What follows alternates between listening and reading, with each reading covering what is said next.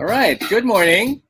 This is Kaz, and you are joining us today for another edition of Celebrity Stopover, where we give you a real time update on your favorite celebrities because they are with us today and they're stopping over. Now, today it's a special edition actually of Stopover because we will be joined by some of the prime movers in the world of European cinema by way of Cine Europa 24 this 2021. Now, they may not be celebrities or artists that you have in your head, but the films that they are showcasing this year are certainly are and deserve the recognition that they have garnered this far. Now, first up, we have the head of the Political Press and Information Section delegation of the European Union to the Philippines, Ms. Ana Isabel Sanchez Ruiz. And next, we also have the charge affairs of the Embassy of the Republic of Poland. And I do hope, sir, that I pronounce your name right. Please correct me if I am not. Mr. Jaroslaw Stepankowicz. Would that be right? Or almost? Hold on. We're adding him again to the screen. To the stream, that is. Okay. So once again, we are welcoming back onto the stream Charged Affairs of the Embassy of the Republic of Poland, Mr. Jaroslaw Stepankowicz. I hope I'm saying that right, sir.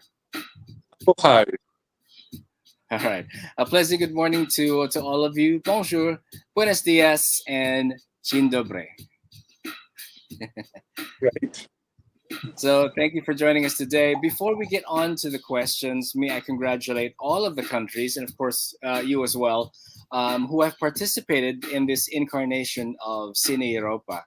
Now, given what everyone had to bear and go through during this pandemic, the journey for sure has been a product of hard work, patience, and I can imagine sheer commitment to the European cinema. So let's begin by introducing Cine Europa to our viewers. Now, some of the viewers may not know, but some of the viewers are actually yearly supporters of Cine Europa. So if someone were to ask you, someone who knows nothing about Cine Europa, how would you define and explain Cine Europa to someone who doesn't know anything about it? Well, Cine Europa is a film festival that we organize at the EU delegation to the Philippines together with our member states and cultural institutes based in the Philippines. We organize this every year since the last 24 years. So it has already become a bit of a institution, I think, among the Filipino film lovers. And of course, this was a classical film festival with very recent movies that are still in the commercial circuits in Europe and other parts of the world, with physical screenings. But of course, with COVID last year, we had to change the format. So this year is the second time that we do it online. We have tried to reproduce a bit the experience of registering, booking your ticket, and watching a movie at a certain schedule. So and choosing your movie. So that's a bit similar to a cinema experience. And the previous years, is always free. I must say, you have to register, but there is no cost involved. Very good, very good. Everyone will be happy to know that you can watch the movies for free. You can be culturally educated for free. I was checking the website and wanted to see how far back Cine Europa has been celebrated here in the Philippines. I was surprised to see that it started, well, based on the website, Cine Europa 6. So what happened to the Cine Europa 1 to 5? Okay, so don't ask me those things. I just arrived in Manila. I'm gonna research that. It's a mystery, I guess. There must be a good reason, but I'm sure the festival took place indeed since '98. Actually, when you celebrated the 100th anniversary of the Philippine independence. The world has certainly changed since last year, and since technology has certainly made the world smaller because of online meeting and discussions like what we're doing today. How relevant for you is cinema to the lives of people today who are facing the pandemic and technological advancement? I don't know if Jaroslav wants to step in on that one. For me, it means a bit of evasion. You can, for a couple of hours, you can live other lives in different places with different Yes. people. So that's the main thing, especially very important now that we are all stuck with our close family members in one room or one house. It's very important to travel a bit, even if it's just with your brain. Exactly. And for those people who dream to go to Poland, dream to go to Mexico, to France, to Europe, to Belgium, to Brussels, at least watching these films, they will feel that they have taken a trip, even if it's just 2 hours or 2 hours and a half. As far as participating countries go, was there an increase in the number of countries that participated this year as compared to, let's say, last year? And how does, let's say, a country become part of the list? Do they audition in some way? Well, this year we have 17 movies from 15 European member states, European Union member states. And some of the movies are co-productions between several countries. Last year it was slightly more. We have 19 movies from 20 European countries. Part of the movies come from the European Union repository of movies that we select, and part of them are selected by our member states here. So indeed, there can be movies that are there can be several movies, I mean, from the same country or from a co-production of different European countries. Yes, like this year, there's a movie that is co-produced by Luxembourg and Spain, right? Yeah. So and yeah, yes. Can one country submit more than one film, or it's just one film per country? It's one film per country, but the more films, the better. I must say, with the online screening, it's been a bit difficult sometimes to obtain the movies because the filmmakers are worried about their copyrights. And especially this format is easy to copy illegally the content. So in some cases, it has been a bit difficult to convince the filmmakers to allow the showcase of their movies. Right.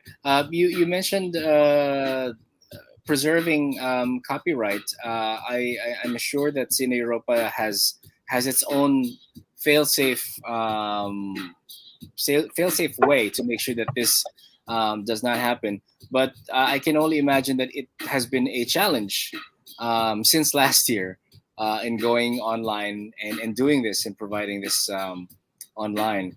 How different would Cine Europa 24 be from other film festivals? Is there anything that you do different here that other countries are doing differently as well? I think the fact that it's free may be a difference. I'm not sure, but I think that's something specific. And the fact that it's European movies, so that's something. Maybe our colleague Jaroslav wants to step in here. Mr. Jaroslav? So repeat the question, because I'm just thinking about previous and just a bit okay. My question was, how different is Cine Europa from other European film festivals? Is there anything that you do different here than, let's say, when you do a similar European film festival in a European country? Yeah, I think that yes, because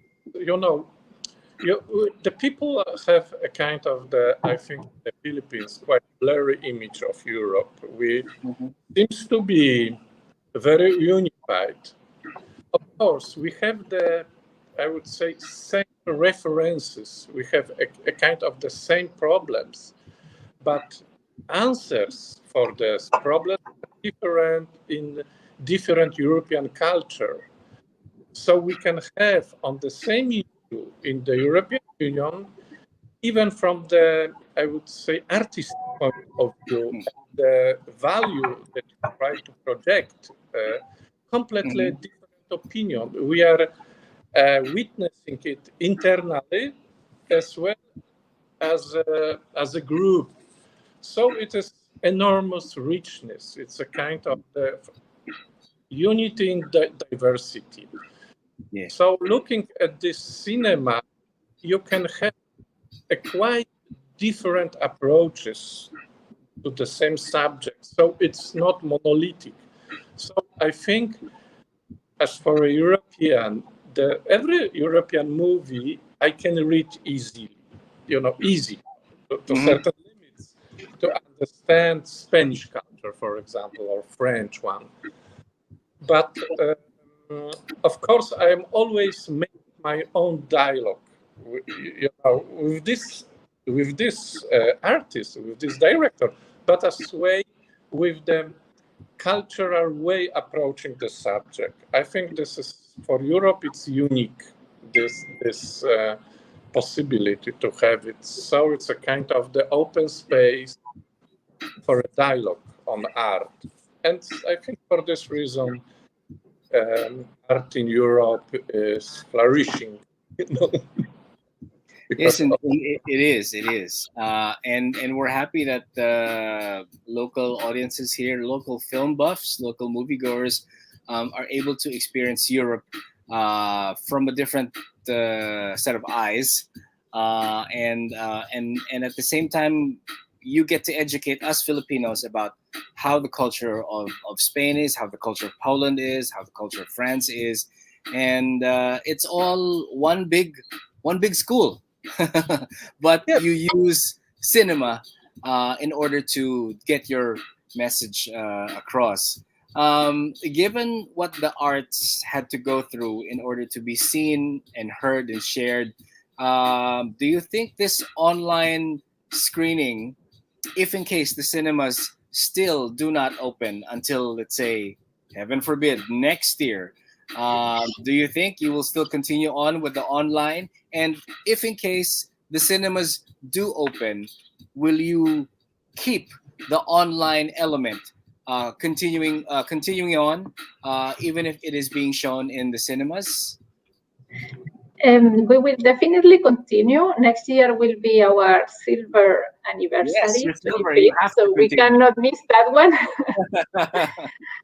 And yeah, I think as soon as circumstances allow, we would go back to our touring of the country with physical showing of the movies in cinemas, because that's also an important aspect of Cine Europa, that it allows us to forge partnerships with local communities, with commercial entities, with academia. So we are really longing for that closer contact.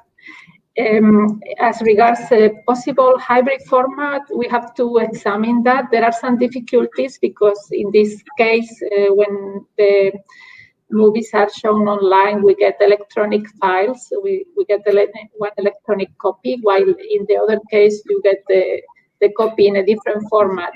As Yes. I said, the filmmakers are a bit worried of disseminating many copies of their movies. So that's something we will have to examine, but definitely we would like to go back to the physical film festival as soon as possible. All right. In short, you will cross the bridge when you get there. Now, Yeah. while while we may not have enough time to completely do a run through of all the films, as all information can be read and gleaned from the website, that's www.cineeuropaph.com. I'd like to ask about some of the film titles that caught my eye and piqued my curiosity. So let's start with the Polish film, The Lure. Can you give us an idea, or for those who have not gone through the website, what the film is all about? Mr. Jaroslav? Oh no. Okay. Internet connection. Okay. We will come back to that, and we will ask Mr. Jaroslav about the that particular film. But wait, is he back again? Okay, he's there again. That's the fun. That's the fun thing of doing this live. So, as I was saying, Mr. Jaroslav, we don't have enough time to completely do a run through of all 17 films, but there are some films that have piqued my curiosity. I'd like to start with the Polish film, The Lure. Can you give us an idea of what the film is all about? The entry from Poland? Yes. Coming back. So I missed the last Oh, the question. point. Okay. Yeah. Oh, can you tell us something about Poland's entry this year? The film that's called The Lure. So, every year, of participation in the cinema, we try to learn how to reach Filipino audience, to try to find, I would say, the better entry point. And sometimes we think that what we are pleased looking at, it's completely, there is no correct reading of the movie. It happened because of the cultural interest, audience and the director. So there is a constant, with the Cine Europa, constant work in progress to find the best proposition. But it's a very mercantile approach, but it's a normal, that you want to attract your audience. Now we this year we present Agnieszka Smoczyńska movie The Lure, and Smoczyńska is very often taken as a director for Netflix series. And this is her debut in the cinema. It's a kind of the urban fable for adults, and it's feminist fable and beautiful. And here you have a kind of the link, because she played very well this link between painting and the cinema. She's heavily basing the shooting on the paintings of the Polish painter Aleksandra Waliszewska. It's a little bit horror, painting, but I think that she was very attracted by her painting. So you can see in many European movies this kind of the inspiration. It's not only the subject, that sometimes a painting is a subject of the movie, but as well the way how director is approaching, making movie, because always cinema and painting are very close. And this movie is a musical. This is Whoa, that would be nice. It's a musical. and it's, I would say, interesting because Smoczyńska grew up in dancing clubs herself. So she tried to recreate the world of her childhood. Simply, it was a cheap world, full of light, glamour, kitsch music. So it was the reality in '80s in Poland. It was the time of ABBA, Bonnie M. So this kind of the things. So that brought a kind of the this bands brought a kind of the pop, culture to the dancing clubs. So this is a film about the reality, and of course it's exaggerated and saturated with melancholy and longing. So it's two things: horror and musical. So it is good. I think mixture. I think that this movie is very Smoczynska had a lot of courage to make this film, in this way. She took a lot of risk as a director. And she was, I think, aware of balancing on the border of the kitsch. Mm-hmm. But I think what she mastered, even sometimes I can see the weak point in the movie, but she managed to use the kitsch as artistic material. Okay. So it's very difficult for a director use the kitsch, but not making the kitsch movie, because often it's opposite happened. You get a different result if it's too kitsch. Yes. So using the kitsch as material for building the movie is something quite original and very courageous. And for the debut, it's something that impressive to go Right. that direction, because for a young director, it could finish catastrophe, but she managed to do good film. And We're glad that she managed it, and as you said, combined horror and musical all in one. That will be an interesting movie to to watch. That's for sure. Yeah. bought her a ticket to Netflix, Yes, we definitely will. We will send out the information, of course, within the interview, and everyone who is interested in checking out Cine Europa can check it out on the website cineeuropaph.com. But next on my list is the Spanish film El Cuadro, which is in English called The Painting. What can you tell us about the film, Miss Anna? Well, the movie is more a documentary than a film, but right. it's a documentary with trying to introduce a bit of mystery in examining this very famous painting from Diego Velázquez, Las Meninas.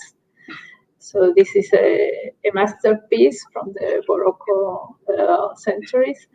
And it's a very unusual painting because you have the painter who is painting himself, and at the same time is painting an audience to the king and the queen that you only see reflected on a mirror, but you can imagine that he was painting a portrait of them. So it's a bit of a game, this painting, and you have also a character on the background coming from a room that you don't know what it is. So it's a very interesting documentary that is very pedagogical in the sense that you learn a lot about art and about the times as well, history. Not a movie in classical terms, but interesting and worthwhile watching anyway. Do you have to be a painter or a lover of art to enjoy El Cuadro? El Cuadro, that is, and hopefully after watching it, can anyone be inspired to want to take up painting? Well, my impression was that painting looks like a very difficult thing to do, especially after watching this masterpiece. So I don't know if that would encourage people to paint, or more of the opposite, saying, "Oh my God, I could not be that good."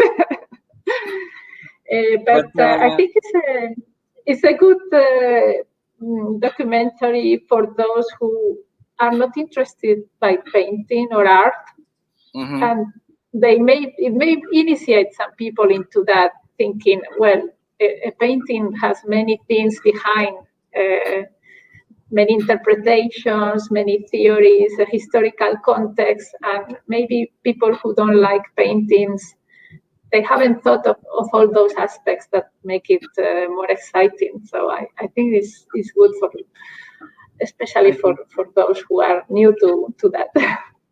Me too. I think so too. There's also another film that got me curious. This is the Austrian film called Eric and Erica. which tells the true story of Eric Schiniger, who is a world champion skier. It tells his life as a woman and his struggle for recognition and acceptance as a transgender.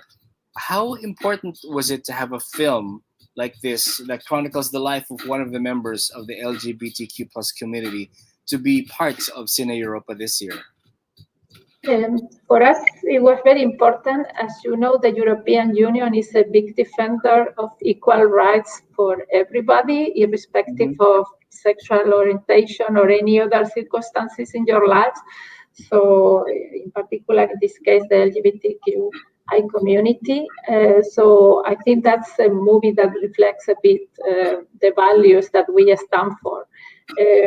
We also have other movies a bit in the same sense of giving voice to people who should enjoy equal rights, and unfortunately sometimes it's not the case. For instance, the Swedish movie Catwalk, giving voice to people with disabilities. We have also movies with an environmental message in the festival, like The Warden or Que Arde or A Casa. So yeah, these are values that we keep very close to our hearts and that we promote in our political activities, but also through this film festival. Right. Speaking of communities, this festival is, you can say, a community of sorts in itself. So what does Cine Europa hope to achieve this year as compared to the previous Cine Europas?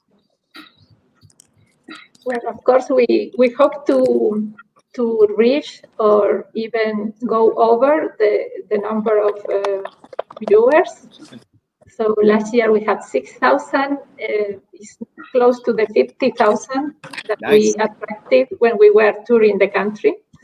But I hope this year more people will enjoy our movies. We will keep our fingers crossed for that and make sure it happens. All right.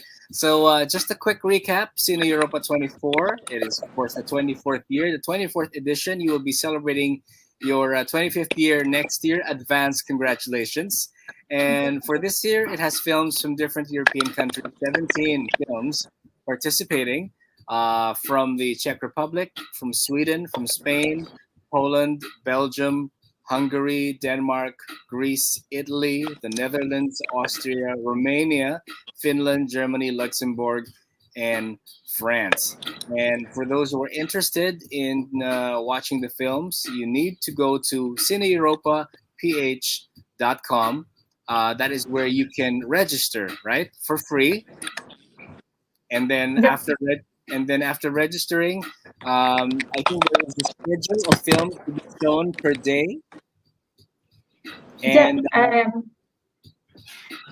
and I must add that from the 17th of September, those who have registered, they can access, they can review the movies of their choice, all of them, if they want, at any moment, day or night. So wonderful. Schedule showings until the 16th of September, and for the second part of the month, it's just open to everybody who has registered. So it will be like Netflix. You can watch any time of the day. You can watch until 3 a.m. or start watching at 3 a.m. Exactly. and be absent from work the next day. No, not that. Well, thank you, Ms. Anna and Mr. Jaroslav, for joining us today. I'm sure that this little talk that we have at least increased everyone's curiosity about Cine Europa and also European cinema. And hopefully when we get to talk again next year, hopefully the cinemas will be open and we can talk to one another in the same room, and where we will have more ideas to bounce off each other. And congratulations to Cine Europa 24. Advanced congratulations for Cine Europa 25. And we're glad that you are here to take this initiative. And it is nice to meet both of you. And hopefully I will meet more members of Cine Europa as time progresses on. All right. So till the next celebrity and movers in arts that we get to talk to that passed through our doors, or this time around virtually. This has been Kaz for Celebrity Stopover here on All Hits. Mellow 94.7 sounds good. Bye, everyone. Thank you. Thank you. Thank you so much. Salamat.